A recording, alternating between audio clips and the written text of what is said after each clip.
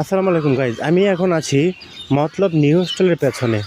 তো গত 2 মাস আগে আমি আমার মামতো ভাই জিশান, এইসব জাহিদ হোসেন এবং আমি একটা ভিডিও আপলোডিং করেছিলাম।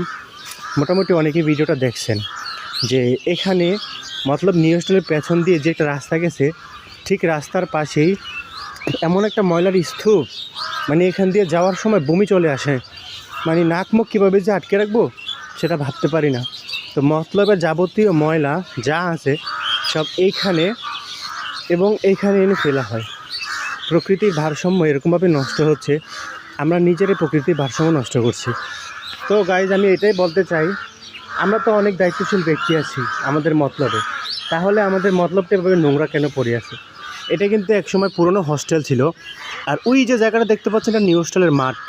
আর এই হোস্টেলটা এখন পরিত্যক্ত হয়ে গেছে, কিন্তু হোস্টেলের পেছনের যে জায়গাটা এতটা পরিমাণে নোংরা হয়ে গেছে যে এখানে নিঃশ্বাস নেওয়াটাও দায় এখন। তো আমরা সরকারি কর্মকর্তা যারা আছে তাদেরকে অবশ্যই অনুরোধ করব যে এই জায়গাটাকে সংস্কার করার জন্য, কারণ অনেক কর্মকর্তা আছেন বড় বড় কথা বলেন, তাই এই জায়গাটা অবশ্যই সংস্কার করার চেষ্টা করবেন। কারণ এখানে যে একটা পরিস্থিতি, এখান দিয়ে মানুষ যাতায়াত করাটা মানে ইম্পসিবল হয়ে যায়। দেখুন এত নোংরা একটা পরিবেশের মধ্যে কী করে ফেলছে জায়গাটা।